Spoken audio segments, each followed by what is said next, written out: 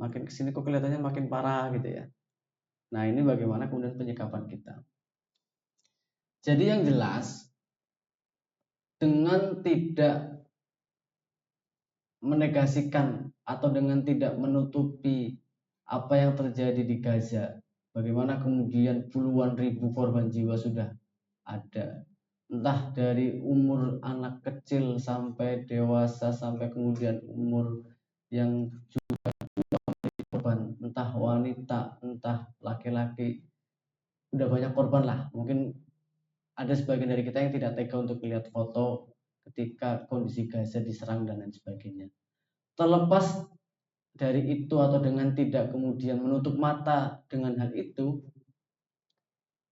adanya agresi dari Israel ke Gaza atau adanya konflik yang ada di Gaza dari sekian tahun yang lalu itu sampai sekarang ini, itu pada satu sisi adalah menjadi kesempatan yang sangat berharga, menjadi ladang amal yang sangat luas untuk teman-teman semuanya ya.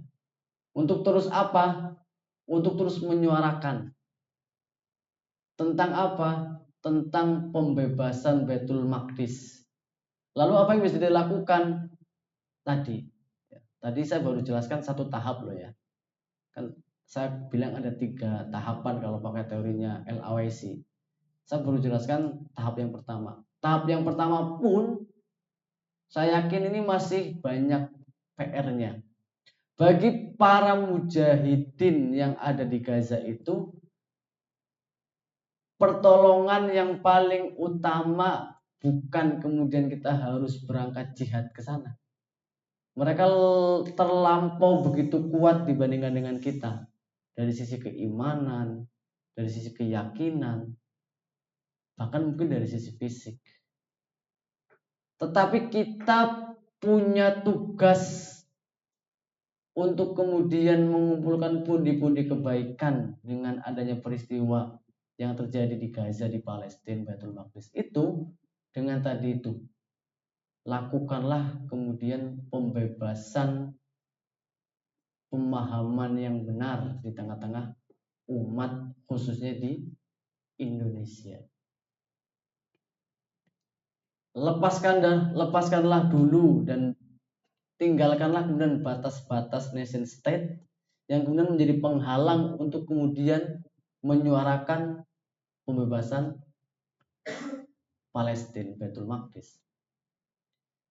Apa yang bisa kita lakukan? Jika kemudian kita bisa berdonasi, silakan donasi.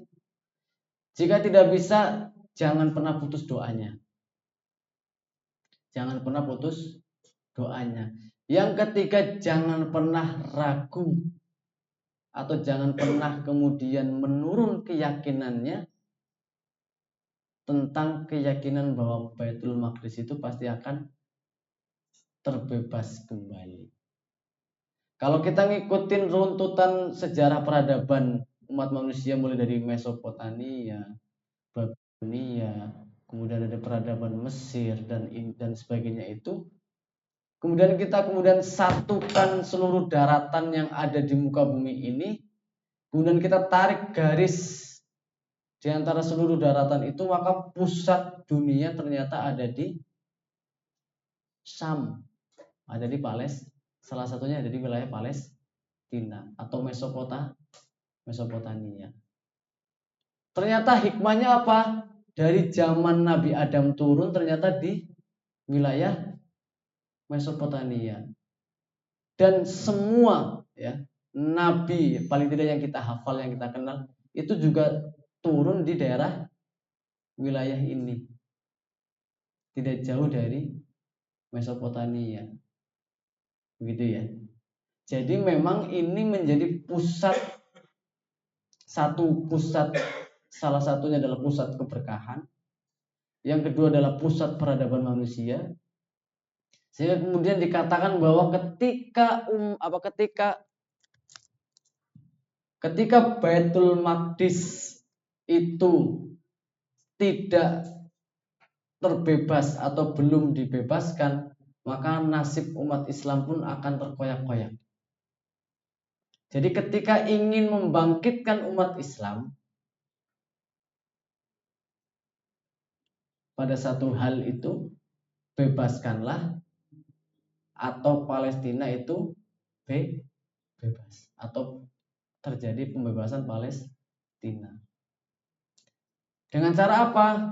Nah, kan yang pertama tadi, bebaskan dulu, jernihkan dulu pikiran kita, pemahaman umat Islam. Nah, tugas kita tuh di situ sebenarnya. Jadi ketika kita misalkan berdakwah di lingkungan, di teman kita, di masyarakat, dengan gaya komunikasi yang kita miliki sesuai dengan siapa lawan bicara kita juga harus tetap bisa bijak di situ. Yang penting kita harus menekankan tentang ukhuwah Islamiyah. Jangan pernah membenturkan apa yang terjadi di Palestina dengan masalah di Indonesia. Betul, di Indonesia itu masalahnya banyak banget ya. Apalagi ini muka-muka bermasalah ini kan masih pada jomblo kan. Canda ya. Masalah itu tidak untuk dibenturkan ya kawan, tapi untuk diselesaikan sesuai dengan prioritas dan kemampuan. Analoginya gini deh. Teman-teman dihadapkan pada dua pilihan. Di depan teman-teman itu ada dua rumah. Rumah yang pertama itu ada satu keluarga kondisinya itu lapar banget. Oke, teman-teman tahu itu. Anggaplah ini yang kondisinya lapar banget Indonesia. Kan Indonesia itu kan memang gila bansos ya. Masalah ya. Ada rumah kedua di hadapan teman-teman ya. Penghuninya itu terkunci di dalam rumah dan rumahnya itu terbakar. Kira-kira teman-teman nolong rumah yang pertama yang kita anggap Indonesia atau nolong rumah yang kedua yang kita anggap Gaza? Seandainya ada pada kondisi seperti itu. Kira-kira yang pertama atau yang kedua? Yang kedua ya. Apakah ketika teman-teman menolong rumah yang kedua itu bukan berarti teman-teman nanti gak nolong rumah yang pertama? Kan enggak ya. Jadi masalah yang ada di Indonesia, masalah pribadi kita, masalah keluarga kita, itu bukan untuk dibenturkan dengan apa yang terjadi di Palestina. Entar dulu lah, saya ini masih belum selesai skripsinya ini. Palestina nanti gampang lah. Enggak dibenturkan. Sesuai dengan momen yang sedang dibutuhkan itu apa, disitulah kemudian masalah perlu untuk diselesaikan. Kaitannya dengan Palestina, dari fokus yang pertama ini. Terus siarkan tentang kesatuan umat Islam, persatuan umat Islam, sampai kemudian masyarakat atau yang bisa kita jangkau itu memahami betul tentang hakikat kenapa kemudian harus membela Palestina, Baitul Maqdis dan lain sebagainya dan seterusnya itu. Baru kemudian ke tahap berikutnya, karena ketika umat Islam itu sudah disatukan hati, pikirannya, perasaannya, pemahamannya itu, mereka baru bisa untuk bersatu. Utamanya persatuan secara politik. Contoh sederhana, di sekeliling Palestina Israel itu ada beberapa negara kunci. Satu Mesir. Kira-kira mayoritas Islam enggak? Yordania, mayoritas Islam enggak? Kemudian ada Syria, mayoritas Islam enggak? Ada Saudi, ada Yaman dan seterusnya, ya. Itu kalau secara logik hitung-hitungan militer, itu kalau mereka kumpul dan sepakat untuk menyerang Israel, kira-kira potensi menangnya besar enggak? Besar dong. Tapi ada enggak kira-kira tentara militer yang secara berdikari mandiri datang ke medan perang tanpa ada instruksi? Tentu enggak ada ya. Harus ada politik will, harus ada kesatuan politik di tengah umat Islam. Umat Islam harus bersatu dalam satu entitas politik. Ini tahap yang kedua. Tahap pertama tadi apa? Liberation of mind, tahrirul afkar. Tahap yang kedua adalah pembebasan politik, penyatuan politik. Tahap yang ketiga baru apa? Pembebasan lewat militer. Nah, udah tergambar ya. Jadi pertama adalah harus kuat ilmunya nih, ya tentang Palestina untuk modal kemudian kita menambah ladang amal dalam proses perjuangan dakwah itu. Yang kedua, terus upayakan untuk ada kesatuan politik umat Islam. Baru kemudian yang ketiga, ada pergerakan militer.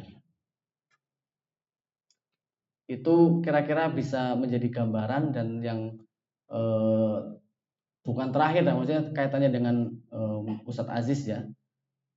Karena kita sedang bicara tentang masalah umat Islam, ini saya punya dapat nukilan bagus ini ya dari salah satu ulama muda Syria, salah satu ulama ahli fikih ya. Beliau terkenalnya sebagai ahli fikih dan juga ilmu-ilmu syariat yang lainnya. Nanti teman-teman bisa cek sendiri dari Syria. Namanya adalah Dr. Labib Najib Abdullah. Tapi beliau punya ungkapan yang luar biasa. Beliau mengatakan begini nih, innal ummatal islamiyah ta'isu halata tafarruqin wa tamazzuq. Jadi beliau mengatakan sesungguhnya umat Islam itu sedang berada dalam kondisi tafarruq, terpecah belah. Sepakat tidak? Sepakat ya. Wa tamazzuq, dan juga sedang dalam kondisi terkoyak-koyak.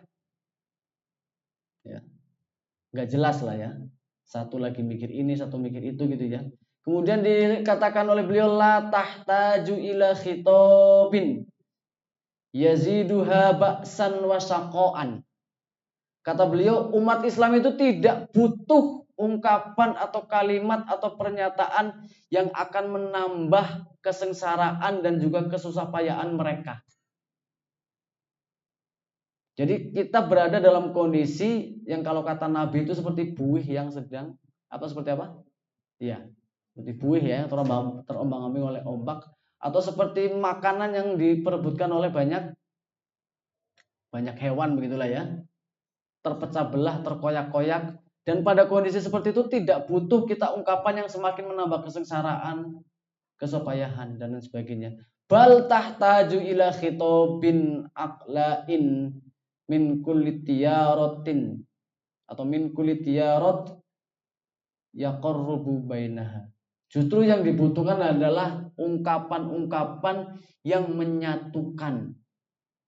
Yang menyatukan, tapi tentu harus punya visi ataupun gagasan yang jelas kenapa harus bersatu.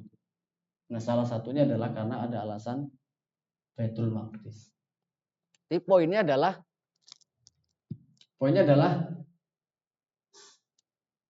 sebab utama kemudian kenapa Palestina tidak terbebaskan adalah karena efek buruk dari perpecahan yang terjadi di tengah umat Islam. Utamanya adalah perpecahan atau perbedaan di dalam memahami isu yang ada di Baitul Maqdis. Itulah tugas teman-teman semuanya, untuk melakukan pembebasan, penjernihan pemikiran dan perasaan di tengah-tengah masyarakat. Kira-kira begitu ya, Ustaz Aziz. Semoga tidak jelas dan tidak puas ya, karena saya juga bukan pemuas gitu ya.